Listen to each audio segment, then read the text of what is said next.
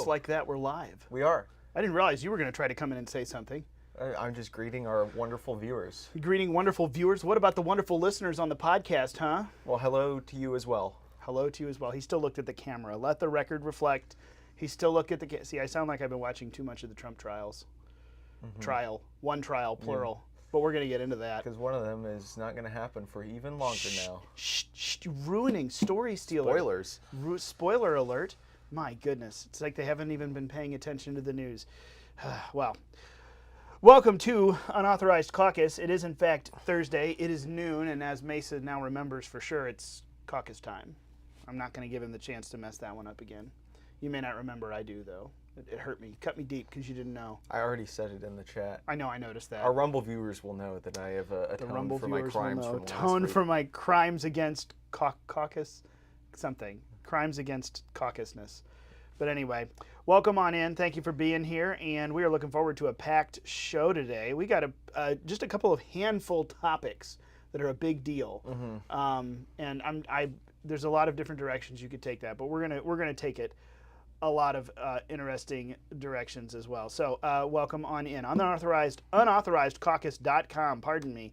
Unauthorizedcaucus.com is where you will find the sign up for our emails. You want to make sure you get onto that, as well as all of the past podcasts, past shows. Go there. Don't miss out. Wherever you're watching this, YouTube, Rumble, or on the socials, hit the like button, hit the share button, let someone else know that you're watching it and that they should jump in on the conversation too, because we do have a lot to get to today. So those are our house cleaning tips. Make sure you're on the email list. And I see someone else sounding off on Facebook. Mark, make sure you're on the email list. Or let me know if you haven't. Email us, info@phyllisschlafly.com. Right now, the Trump Bedminster event, the Trump National Golf Club in Bedminster, where Eagle Council 53 and our Phyllis Schlafly 100th Anniversary Gala will be held. There's a big flyer at eaglecouncil.com. That all is about to launch very soon. Right now, though, just shoot us an email at info@phyllisschlafly.com. You'll find out about that. That's the people want to know. Bedminster. They don't care about us anymore. They just want to know about how to get to Eagle Council. The big events, the big exciting events. The big event, the Phyllis Schlafly 100. No, they care about us. The only reason they want to know about that is so they can come see us. You're really positively spinning that, and I like it. I like it. Here I was thinking that they were just using us to get to the PS 100 Gala. They're using us to get to us. Yeah. Now that's too many layers. Okay, we're going to leave behind the Inception nonsense now, and we'll get right into it. We are bringing some very interesting news from the week, but it all has some very incredibly important consequences as we go into 2024.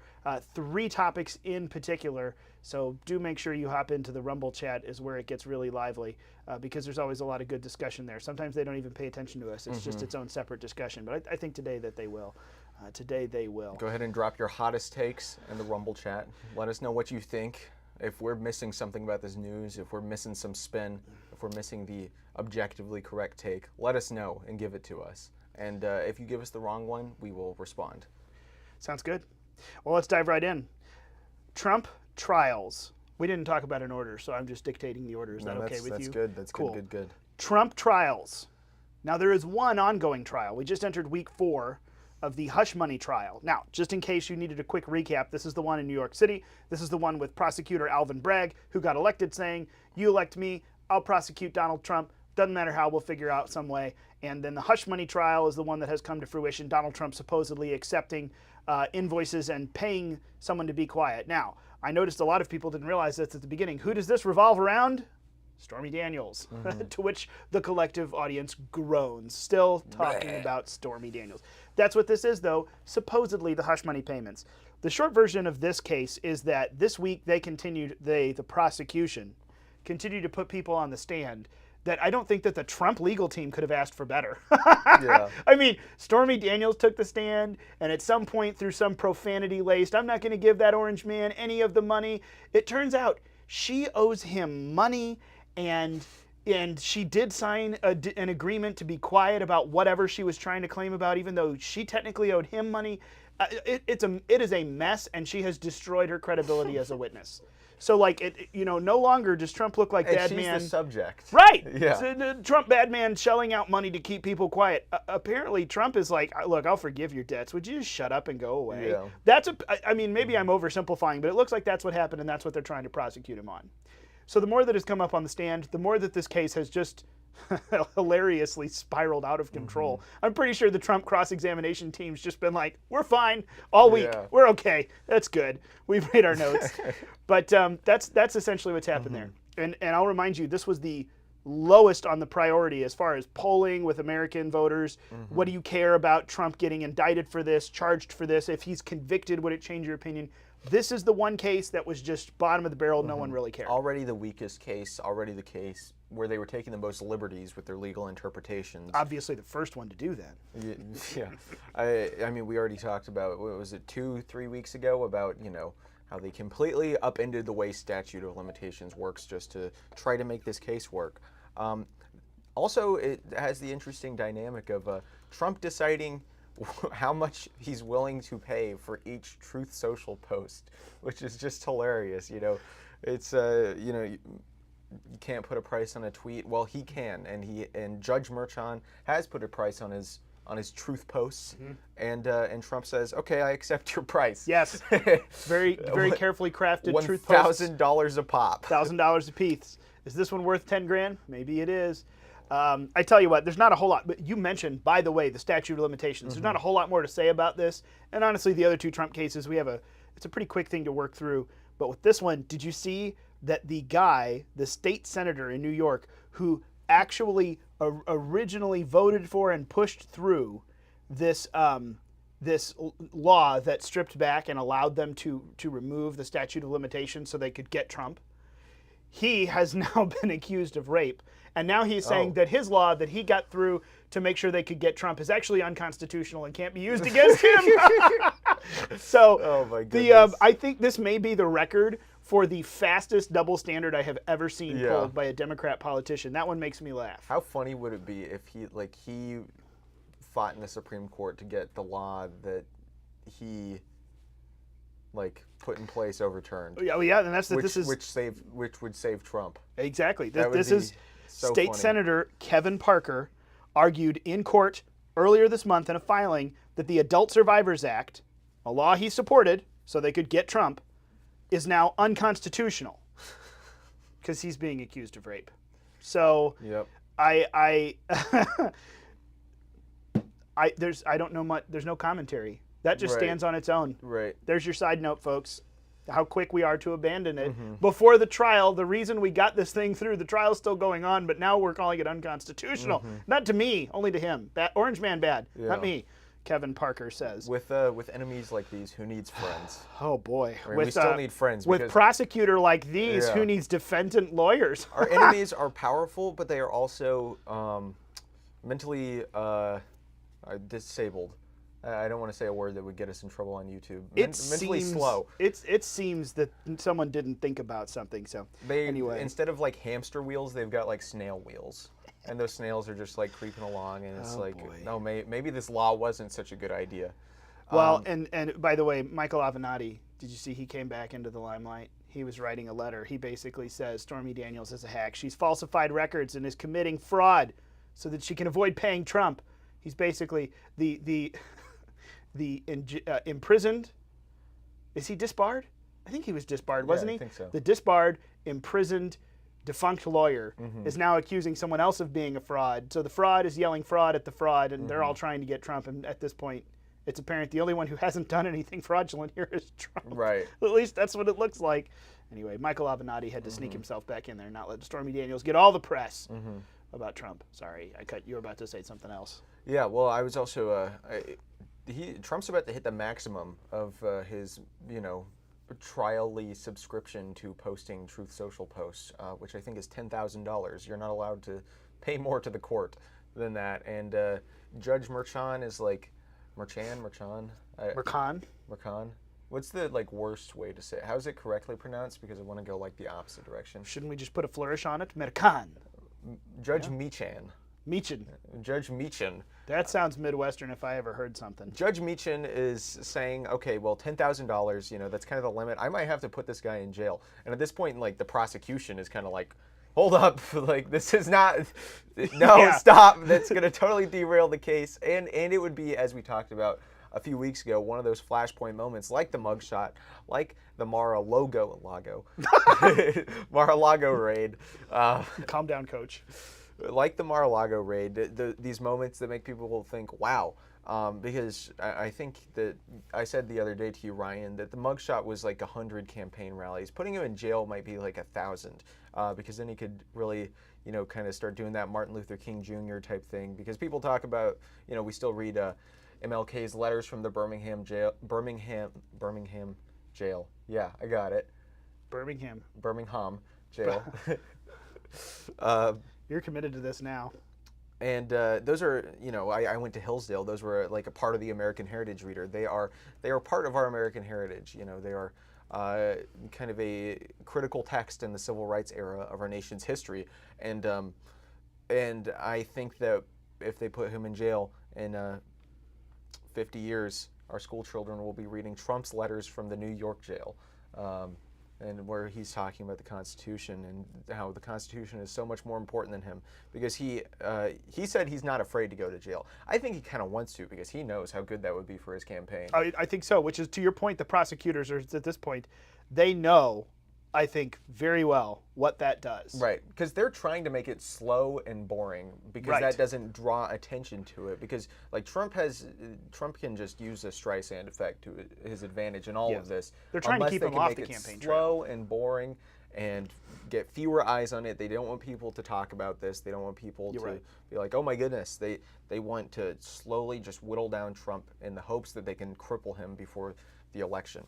Not going to happen. I don't think that's going to happen, because he's pushing it as far as he can, which is wise. He's kind of trying to see what their limit is and see how far they're willing to go, because the further they go, the more it's going to help him, aside from killing him. But I mean, if they kill Trump, like, what? I can't even conceive of what this country would look like. That would be chaotic. Yeah. I mean, that would be a chaos moment. But Trump said about the gag order.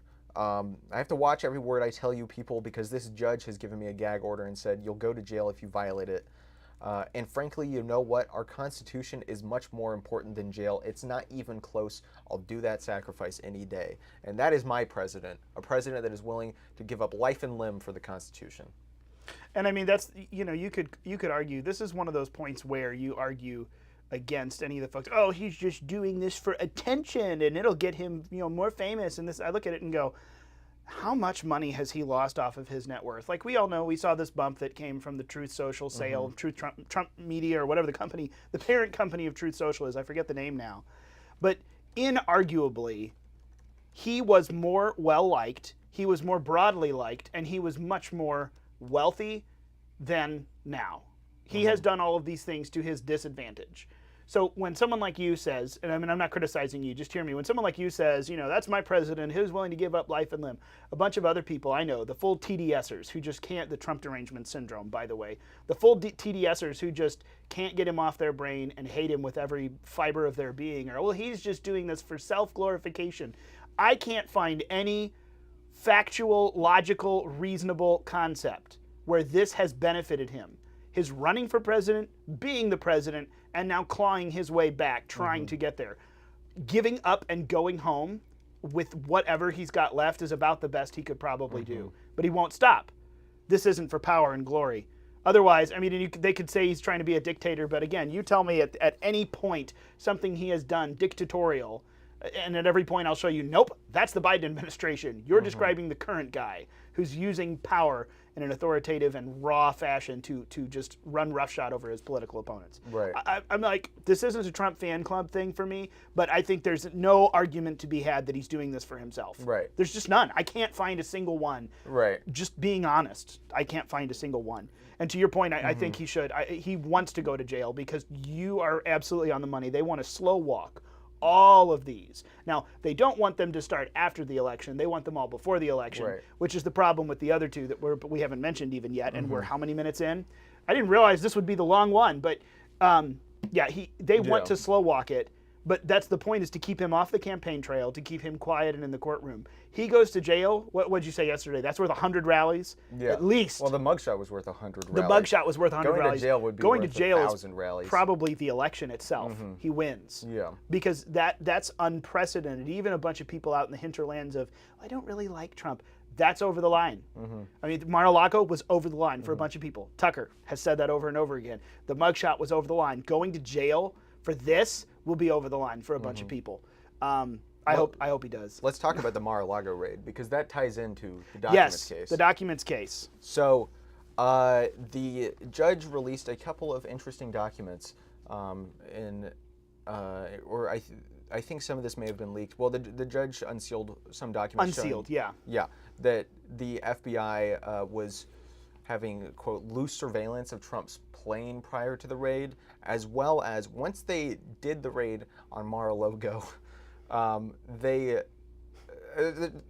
they staged all these pictures to kind of make it look like, I mean, you look at these pictures and it's like, oh my goodness, there's top secret documents all over the floor.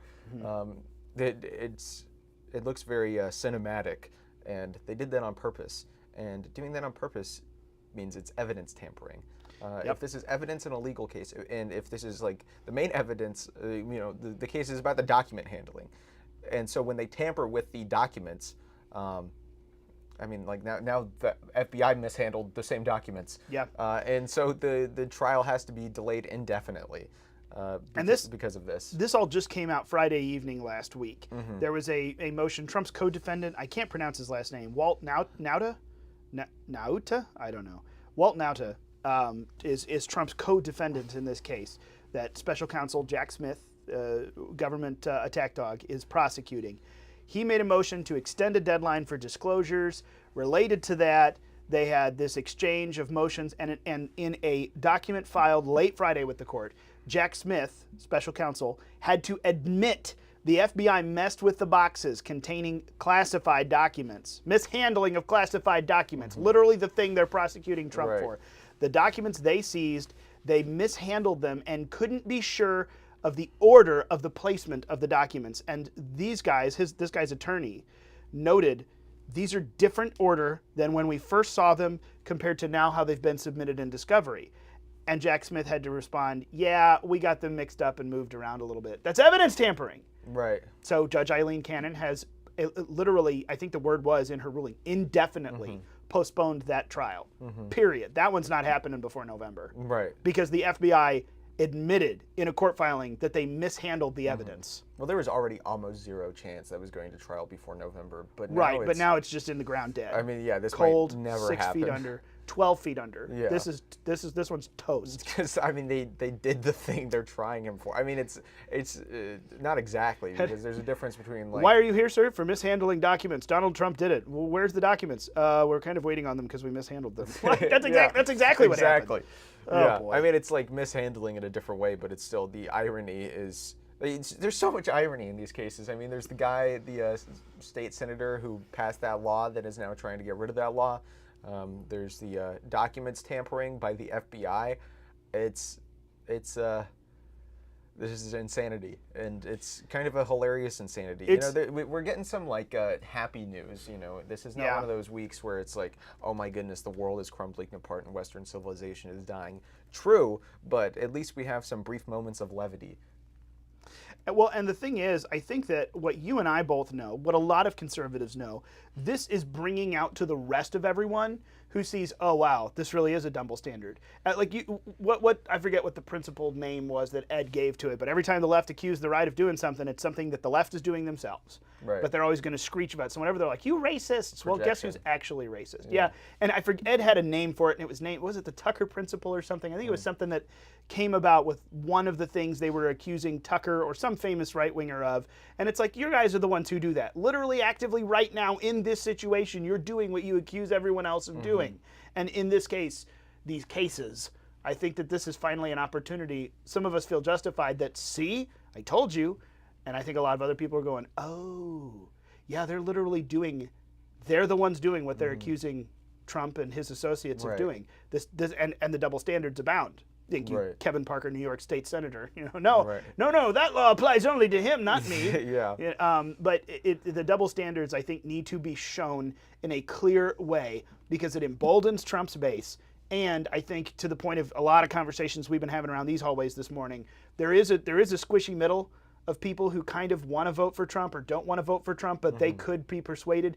This is the kind of corruption that could make people go, all right, fine, I'm in. I'm not going to crow Right. about it, but I know what I got to do because this is just, we cannot let this happen. This is the kind of cold, hard, factual stuff that changes people when they kind of don't want to, but they know better. That's my hope, at least. Yeah. And I mean, the same, Georgia's almost a footnote at this point, but basically, Fani Willis has been under the gun and in court because she was having a relationship with one of her prosecutors Right. who was on the case prosecuting Trump for the Georgia state election interference case. Well, after undergoing all of this trial, one of the Trump defense's earlier motions to remove her from the case, to disqualify her from the case, that was shot down by a judge in March, I think. Now, after the trial and another guy being removed, the Georgia State Court of Appeals has decided to take up the Trump legal team's motion to disqualify Fulton County District Attorney Fani Willis, disqualify her from the prosecution of Trump.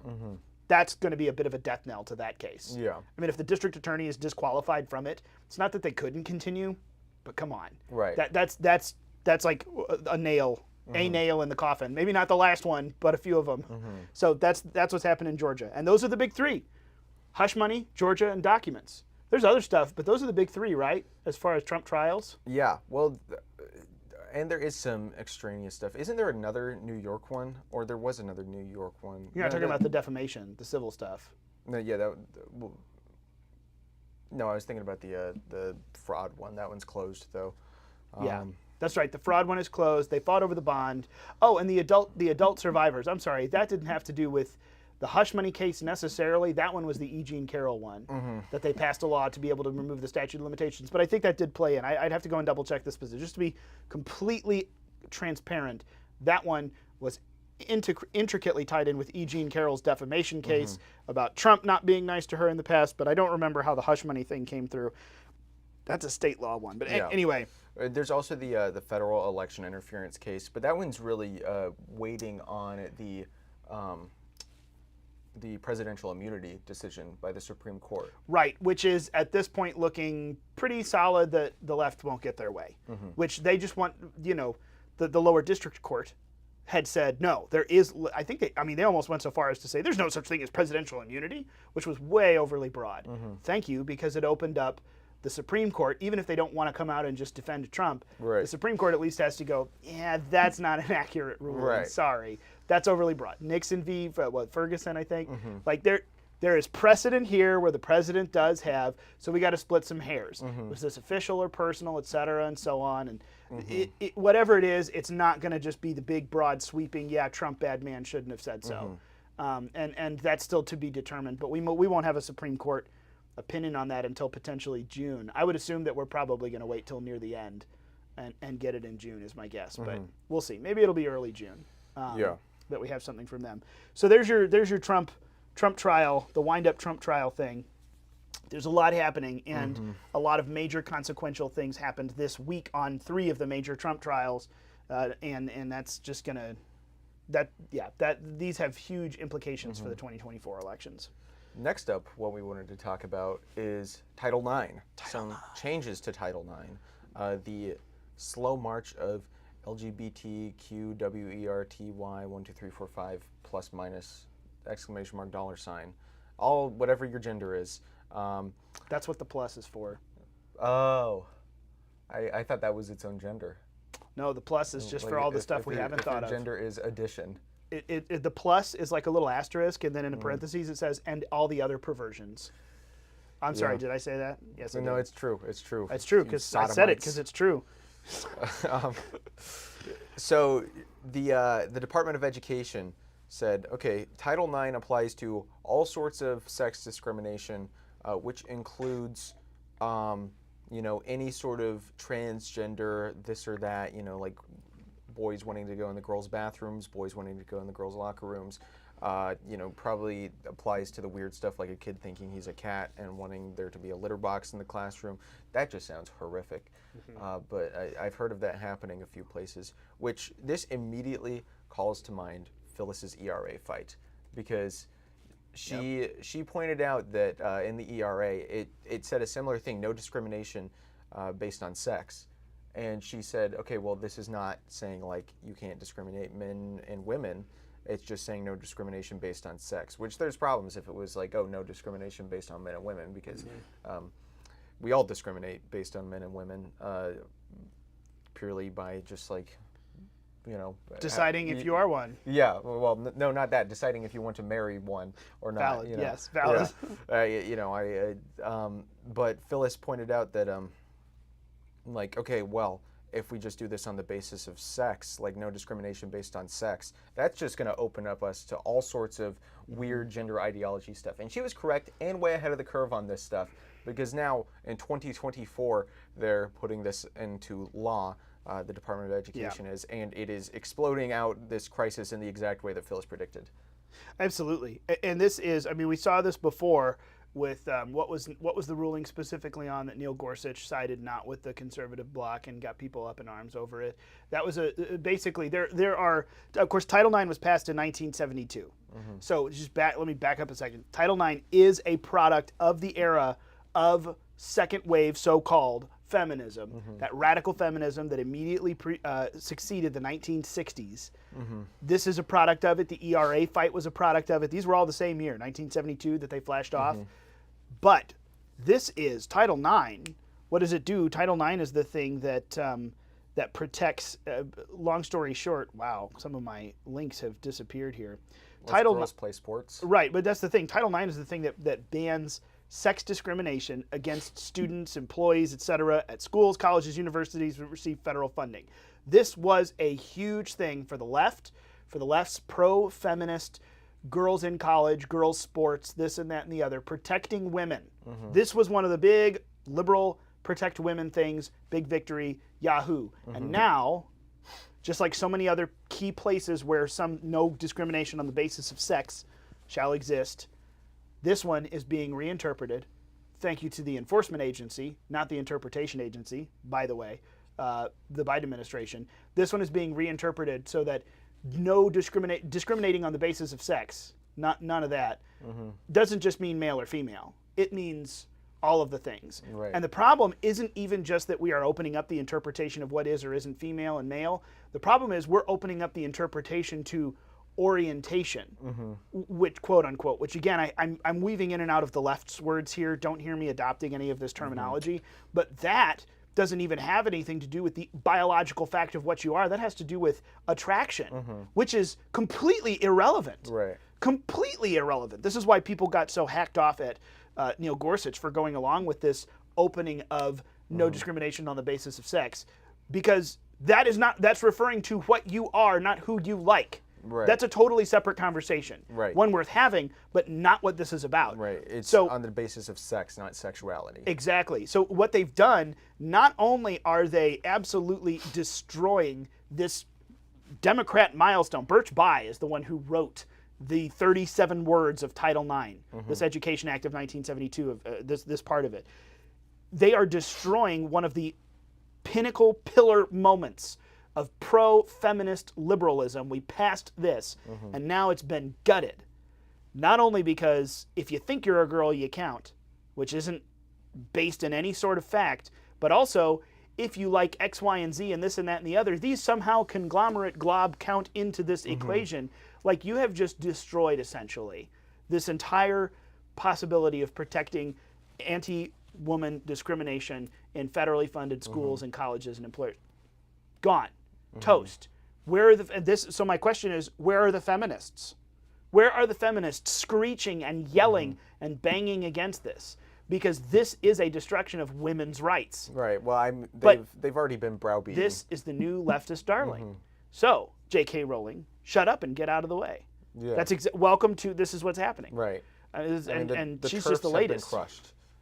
The trans exclusionary radical feminists. I mean, they're the feminists that rightly recognize that this whole trans thing goes against their entire project. I think even think it was Gloria Steinem, or it was Gloria Steinem, earlier in her career was like, oh yeah, all this trans stuff is like terrible for my feminist project because it just like undermines what womanhood even is. And now she just went along with the cultural way of things and has apologized and recanted those statements. But at least she seemed to have at one point a bit of consistency in her deranged beliefs. Now she has no consistency and deranged beliefs. But the consistent feminists, which when you look at the friend-enemy distinction, they are still enemies, but at least you can be like, tip their hat to them. It's like, okay, we have common cause in this one fight, so I will let you fight this one fight alongside me against the transgender craziness. And that's why people are, conservatives like J.K. Rowling now. Harry Potter is conservative literature. This is crazy. See, and this is a brief warning. Pause, and let's pause the Title IX talk. This is a brief warning that just because we found a political ally does not mean that we have found a conservative friend. Right. Because we have a political preference that lines up the same. We both think this is nuts. Now, we have different reasons for why we think this is nuts, but that political preference has an opportunity for us to fight this common fight. But here's the thing. This is the opportunity for conservatives to look and realize and convince more people who are just okay with this stuff. Look, it doesn't even make sense. We've got all of these things piled together that contradict each other and by their nature cannot coexist. Leftism does not make sense. It has no moral coherency. It has no logical relevancy or coherency. It has nothing. Because we have created this new group that just completely makes irrelevant the old darling, the feminist movement, and you all have to get over it and move on. It is inherently contradictory. And this is, I think, a really good opportunity to not just politically take the allies that we are given in this moment, but to make sure that we all shore up those folks on the fringes of, well, maybe this isn't so bad. No, look, it is. Inherently, this version of reality doesn't make sense. Right. It's not based on reality. Well, it does have a logic to it, which is the logic of continuous revolution, that everything has to be repeatedly uprooted and completely remade in the constructs of man or woman or Caesar, whatever freakazoid you are.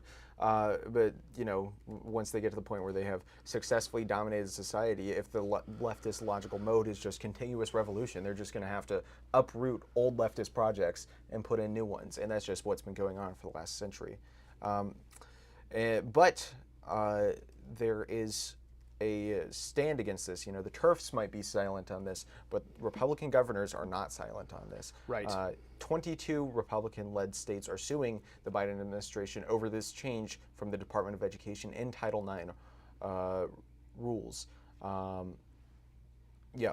Well, the bunch of attorneys general. I love saying that because it's not attorney generals, it's attorneys general. Yeah, I feel so makes fancy. Makes me feel grammatically superior to everyone who doesn't say that. Yeah. But I'll list off some of the states: Alabama, Florida, Georgia, Idaho, Indiana, Kentucky, Louisiana, Mississippi, Montana, Ohio, South Carolina, Tennessee, Texas, my favorite, Virginia, and Texas. West Virginia.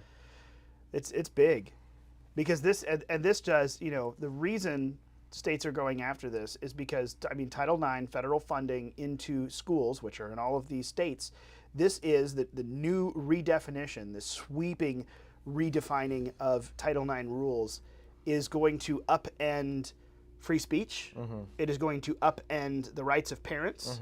It is going to upend the states, the say of states. Like it is an affront to a host of different groups at a host of different institutional levels.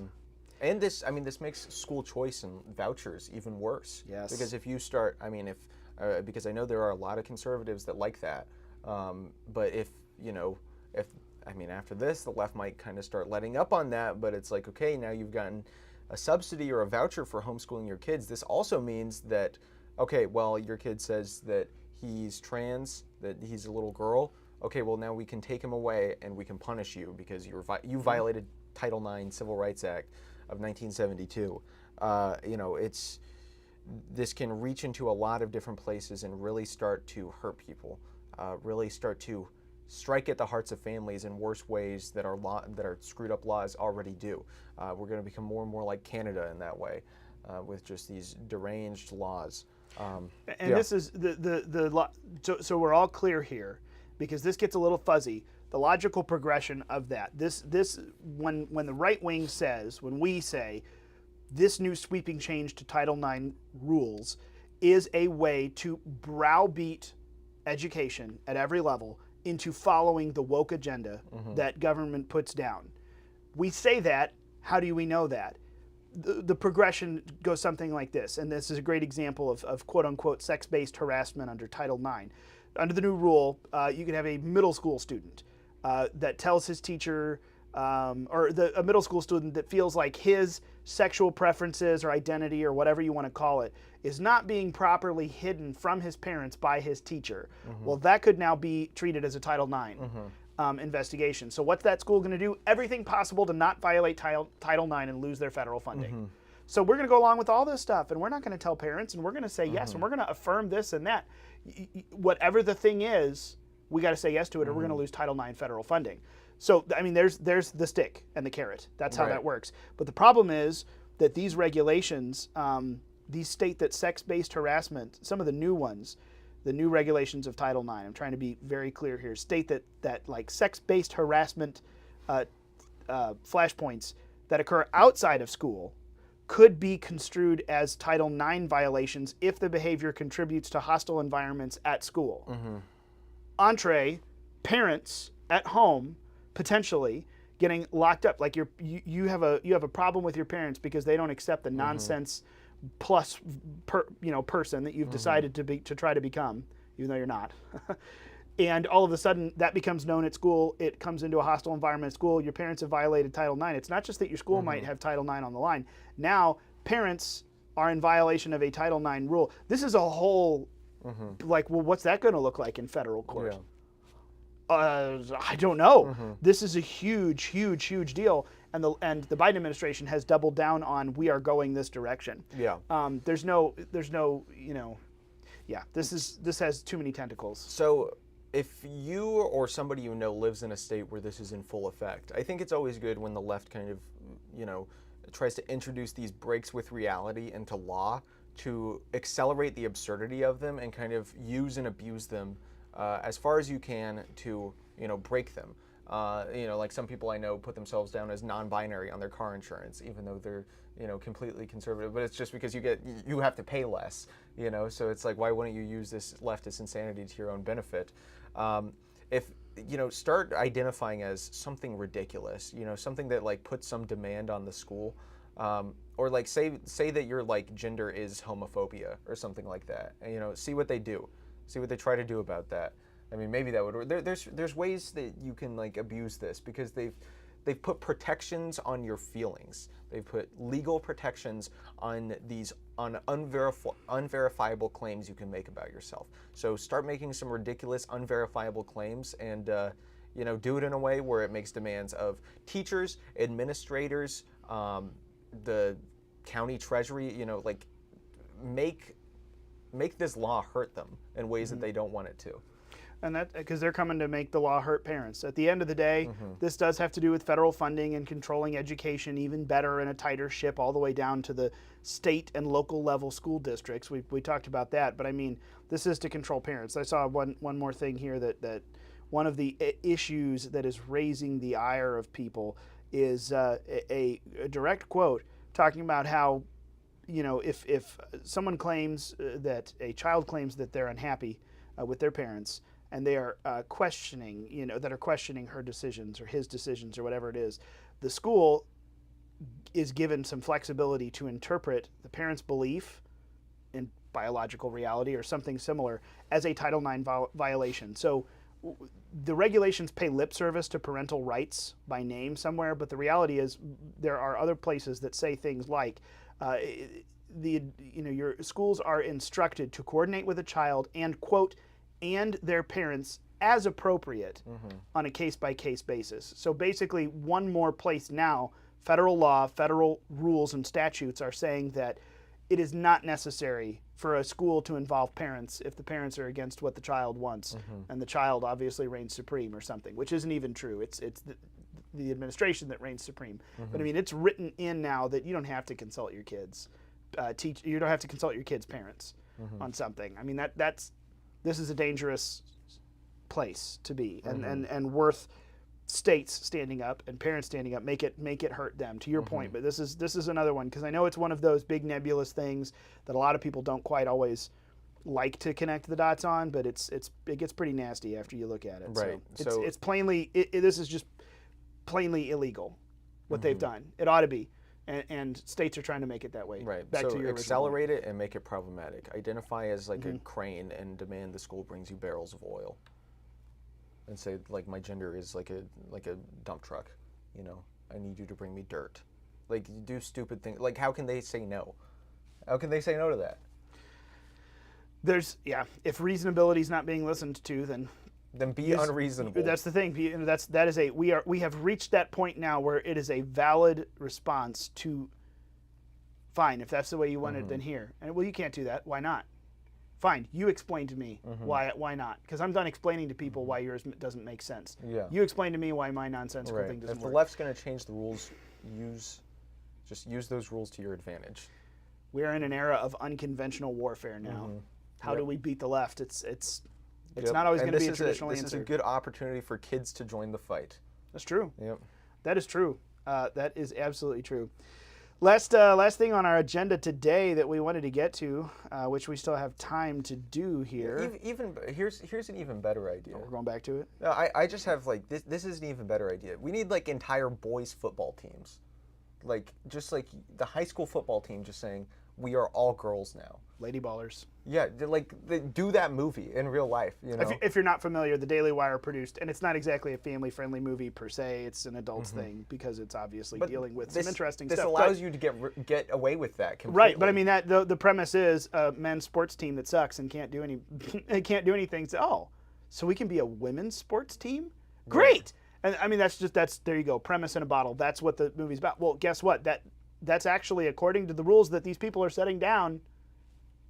Go and try it. Right. Make them tell you no. Or just like demand to go play on the girls' team. They're not going to just demand it. Exactly. And they go, oh, well, you don't really mean it. How are you to know? I mean, this is, to your point. Right. Do you want to lose federal funding? We have reached the unconventional age of, fine, I'm going to respond to your insanity with testing the limits of it. Right. Let's see how far you're willing to go and admit. Right. Because either they say yes and it like hurts the school sports teams and they lose a bunch of funding because their sports teams start falling apart because nobody wants to play anymore, or they say no and you can make them lose federal funding.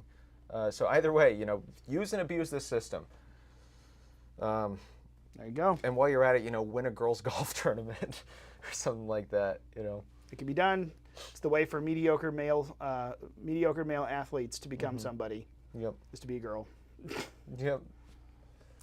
So true. That's where we are. There was one last bit we wanted to talk about. Yeah, I was going to go there. I've been trying to go there. Go. Sorry, I was just coming up with all sorts of great ideas. Guerrilla warfare concept. Well, and to your point, this is always the big question, whether it's election 2024 and Donald Trump, or whether it's Title IX and our kids in schools, or whatever it is. What do we do about it?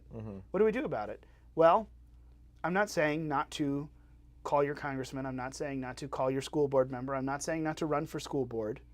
However, these things are not, the left is moving so fast and has already gained so much ground.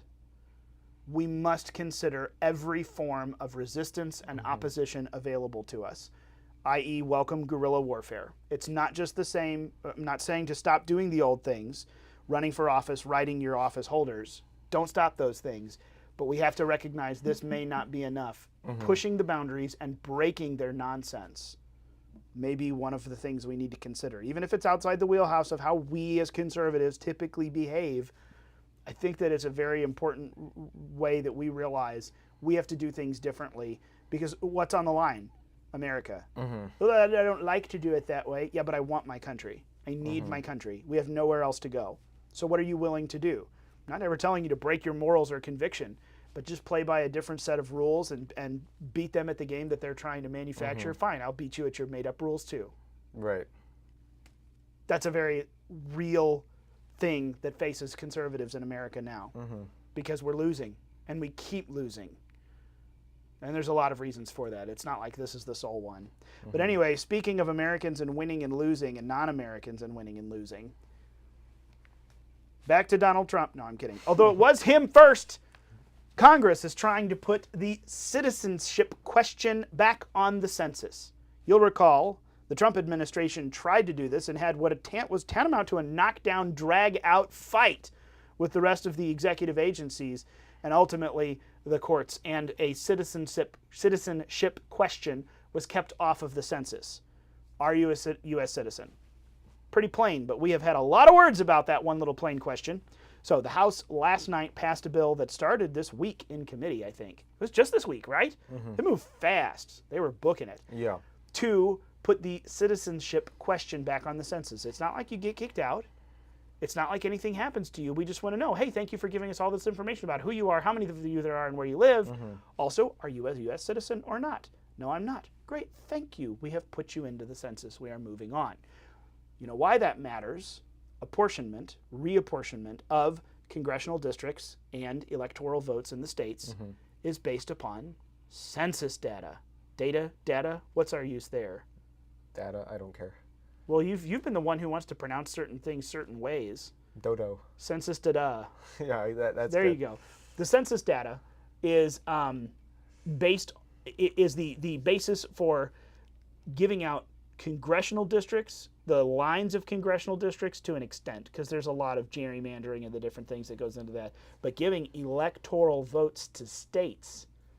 So, interestingly enough, this plays in. Why would the left not want a citizenship question? So that we can use non-citizens that we've bused to a particular state, Florida perhaps, to inflate artificially, because it shouldn't be non-citizens counting for these things, the electoral influence of that state.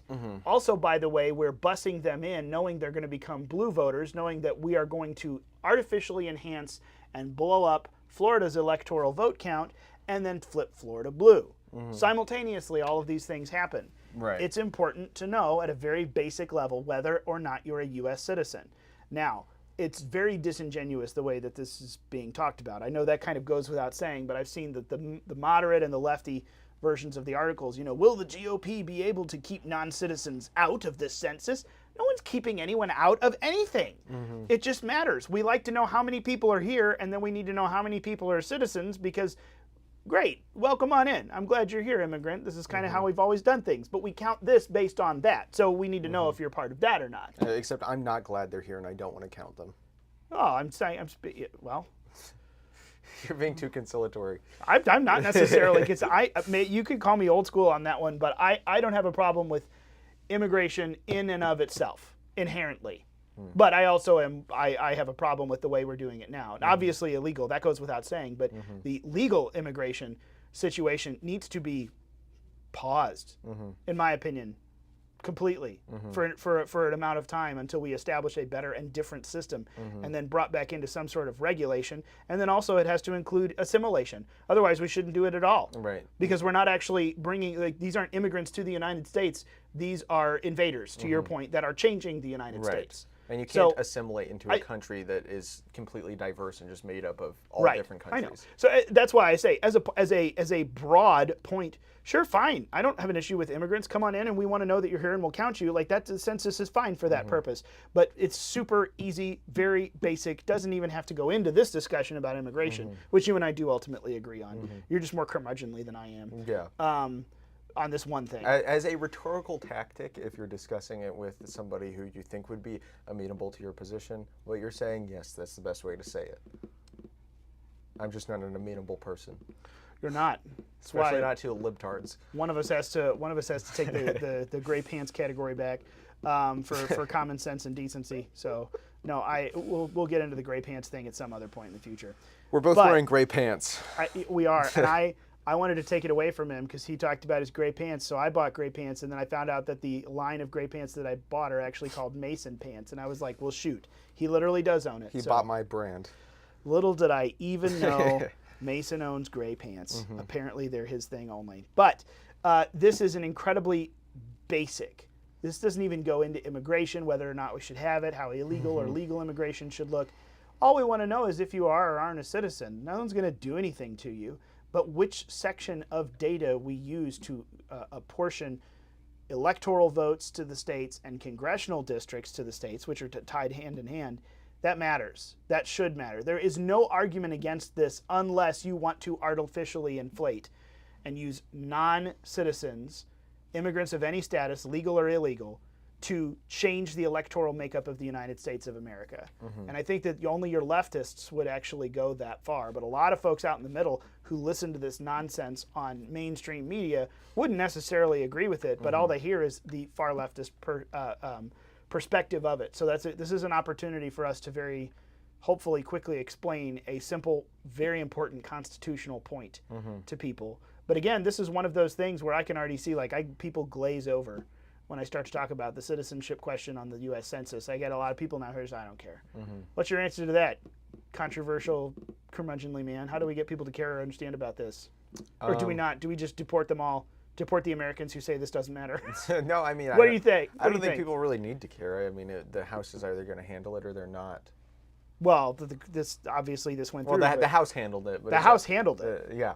The Senate is either going to handle it or it's not going to. But, I mean, I don't think that it's critical that everybody be very focused on this. I mean, I think that people need to be more focused on immigration if they're going to be politically in touch at all. They need to be focused on, okay, immigration is going to destroy this country.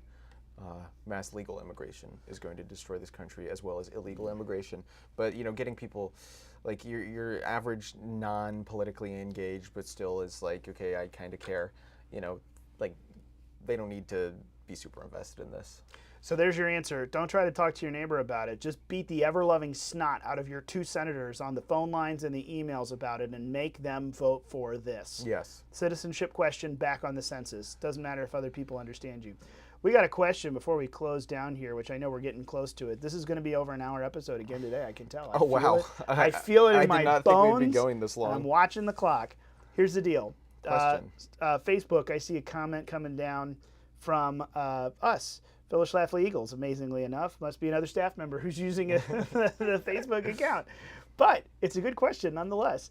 Do you think the left would use the school choice state money and Title IX to enter homeschools, that they are already thinking of that question mark? Yes. Yes, yes, yes. Also, yes. Let me, and you can let me, I'll say my piece and you can launch into this. I am getting to the point where I'm really it is time for conservatives to ditch school choice. This is a terrible moniker to run under. Sorry, I just rattled everything on the table. Because school choice is not the problem. Sending money after the student instead of into the system is not the problem. The problem is the money. The money coming from taxes, the money coming from government control. And there's all the different ways to say it. You could talk about the carrot and the stick. You could talk about one of my favorite things that Alex Newman's folks always say, with the shekels come shackles. If you agree to take the money, you are agreeing to something else. So being very cautious of that, you look at all of the school choice laws. Whenever they want to incorporate homeschoolers, as a homeschool family, I am a solid no.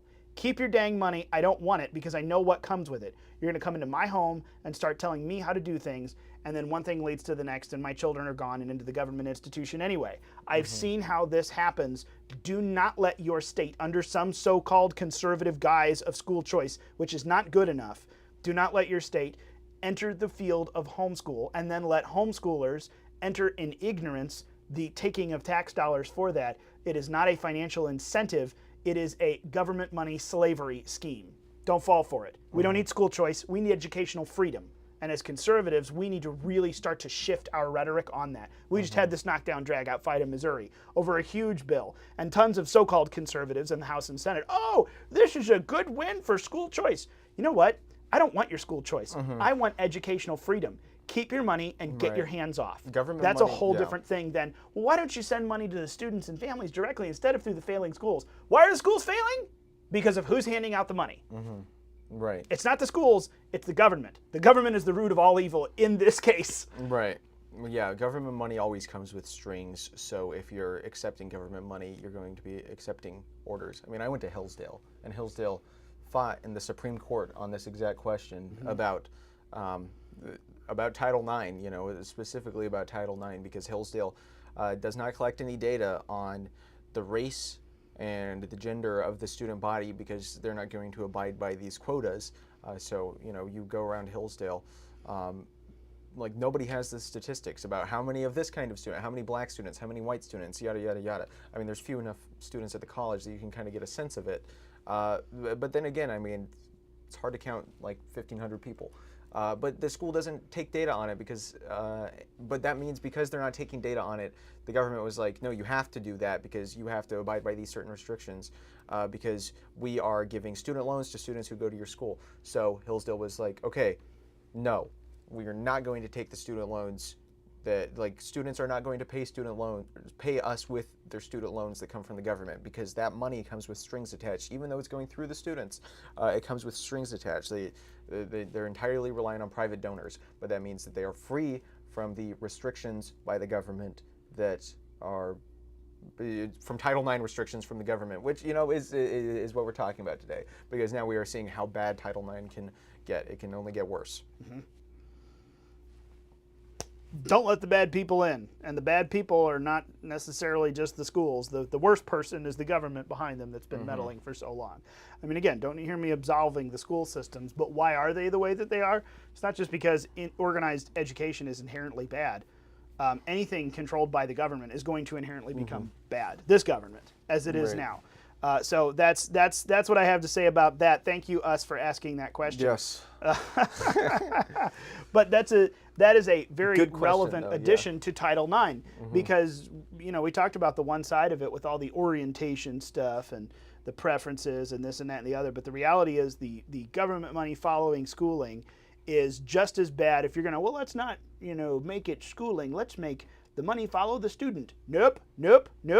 And this is not a conservative principle. So school choice is actually becoming quite toxic in my opinion, and conservatives need to shift to understanding and crowing about educational freedom. It's a whole different ballgame. And it's not just let me get my kids out of the schools. It's get your hands off my kids. There's a little bit of a difference there. Right. And we need to understand that, I think, and move forward with all anger and haste. Not complete anger. You know what I mean, though. It's time to get angry. Actually, it is. Pitchforks, tars, and featherings, and throwing tea off of the, clean up after yourself, but throw the tea off the dang ship. How about that? Yep. It's time once again. It is our 1776 moment. Yep. So it's time for a little bit of a different perspective. It's not the last 30 years. It is now.